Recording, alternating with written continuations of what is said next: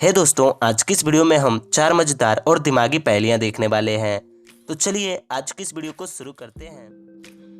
पहेली नंबर 1। मुंबई के एक होटल में एक लेडी की मर्डर हो जाती है। पुलिस उस मर्डर के इन्वेस्टिगेशन करने के लिए आते हैं। पुलिस को 4 लोगों पर शक होता है, तो पुलिस उन लोगों से पूछते हैं कि यह मर्डर कैसे हुआ। पूनम बोलती है, सर मैं अपने कमरे में सो रही थी, तो इसलिए मुझे नहीं पता कि यह खून किसने की है। अमन बोलता है, सर मैं बाथरूम में था तो मुझे जिया की चीखने की आवाज़ सुनाई, तो मैं फौरन बाहर आकर देखा तो जिया मर चुकी थी। पवन बोलता है, सर मैं छत पर जाकर अपने गर्लफ्रेंड से बातें कर रहा था। कार्तिक बोलता है, सर मैं अपने कमरे में अपना फ़ोन चला रहा था। पुलिस इन सभी की बातें सुनते हैं और जिया की लाश को अच्छे से देखते हैं। जिया मरने से पहले शायद खूनी का नाम लिखना चाहती थी। पुलिस इस लिखे हुई क्लू को अच्छे से देखते हैं और समझ जाते हैं कि जिया का खून किसने किया है। दोस्तों, क्या आप इस क्लू को देखकर बता सकते हैं कि जिया को किसने मारा है? अच्छे से देखिए और आप अपना आंसर कमेंट कीजिए।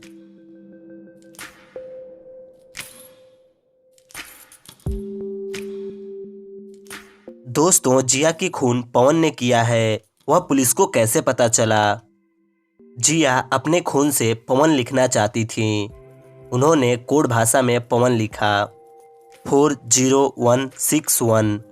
अगर आप इसे कुछ इस प्रकार से करके पढ़ेंगे तो यह पवन बनेगा। तो इसीलिए पुलिस समझ जाते हैं कि जिया का खून पवन ने ही किया है और पवन को अरेस्ट कर लेते हैं।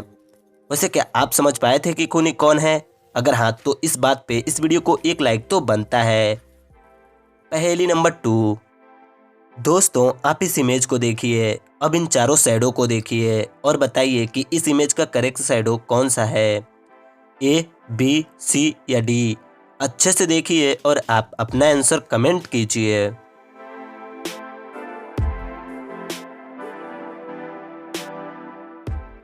दोस्तों, इस इमेज की करेक्ट शैडो यह बी नंबर वाला है, आप देख लीजिए। पहेली नंबर 3। सोनू, मोनू, गोलू, पिंकी, रिंकी, यह पांचों बहुत अच्छे दोस्त हैं। मोनू का जन्मदिन आने वाला था, तो मोनू की मम्मी मोनू को सामान लाने के लिए मार्केट भेजती है। मोनू सामान लाने मार्केट चला जाता है। मोनू सामान लेकर अपने घर आ रहा था, तभी रास्ते में उसे सोनू मिलता है। तो सोनू मोनू से बोलता है, कहाँ से आ रहे हो मोनू, और क्या तुम्हारा होमवर्क पूरा हो चुका है? हाँ सोनू, मेरा होमवर्क पूरा हो चुका है। क्या तुमने अपना होमवर्क पूरा कर लिया है? हाँ मोनू, मेरा भी होमवर्क पूरा हो चुका है। सोनू, कल मेरा जन्मदिन है और मैं चाहता हूँ कि कल तुम मेरे जन्मदिन पर आओ। तो सोनू बोलता है, क्यों नहीं मोनू, मैं बिल्कुल आऊँगा। और इतना कहकर सोनू वहाँ से चला जाता है और मोनू अपने घर आने लगता है। तभी रास्ते में उसे गोलू मिलता है।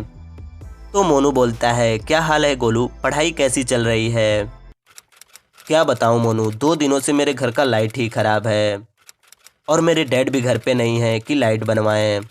मोनू बोलता है, गोलू तुमसे एक बात कहनी थी। कल मेरा जन्मदिन है, तो मैं चाहता हूँ कि तुम मेरे जन्मदिन पर आओ, और हाँ, पिंकी और रिंकी को भी बोल देना। तो गोलू बोलता है, ठीक है मोनू, हम कल तुम्हारे घर पे ज़रूर आएंगे। इतना कहने के बाद मोनू अपने घर चला आता है। अगले दिन मोनू के दोस्त मोनू के घर आते हैं। तभी मोनू की मम्मी मोनू को कुछ सामान लाने के लिए मार्केट भेज देती है। मोनू सामान लाने के लिए मार्केट चला जाता है। 2 घंटे बाद जब मोनू अपने घर आता है, तो वह देखता है कि उसका केक किसी ने चुरा लिया है। तो वह इन सभी से पूछता है कि मेरी केक किसने चुराई है और तुम लोग 2 घंटे से क्या कर रहे थे? पिंकी बोलती है, मोनू मैं आंटी के साथ किचन में थी। गोलू बोलता है, मोनू मेरे मम्मी का फ़ोन आया तो मैं अपने घर चला गया था। रिंकी बोलती है, मोनू मैं पार्टी वाले रूम को सजा रही थी। सोनू बोलता है, मोनू मैं अपना होमवर्क पूरा करने के लिए अपने घर चला गया था। मोनू इन लोगों की बातें सुनता है और समझ जाता है कि मेरी केक किसने चुराई है। लेकिन क्या आप बता सकते हैं कि चोर कौन है? अच्छे से सोचिए और आप अपना आंसर कमेंट कीजिए।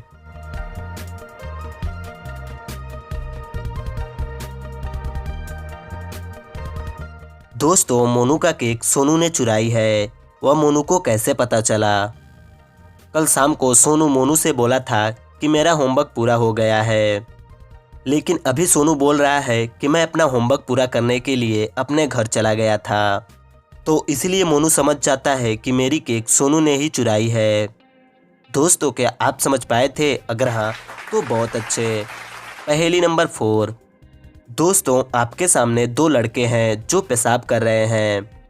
पहला लड़का अपने दोस्त के टब में पेशाब कर रहा है और दूसरा लड़का एक भिखारी के टोपी में पेशाब कर रहा है।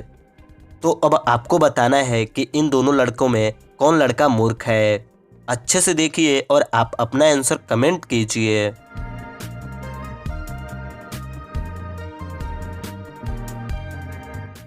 दोस्तों, वैसे तो ये दोनों मूर्ख हैं, लेकिन बात करें कि सबसे बड़ा मूर्ख कौन है, तो मुझे लगता है कि सबसे बड़ा मूर्ख यह लड़का है। वह क्यों? क्योंकि यह इसके टोपी में पेशाब कर रहा है। और आपको तो पता ही है कि भिखारी अपने ही टोपी में सब कुछ करते हैं, उसी में पैसे मांगते हैं और उसी में खाने रखते हैं। तो इसलिए मुझे लगता है कि सबसे बड़ा मूर्ख यह लड़का है। अब इस पे आप क्या क्या कहना है, आप अपना आंसर कमेंट करके ज़रूर बताइएगा। तो दोस्तों, आज के लिए बस इतना ही। अगर वीडियो पसंद आई हो तो एक लाइक कर दीजिएगा और वीडियो देखने के लिए थैंक यू।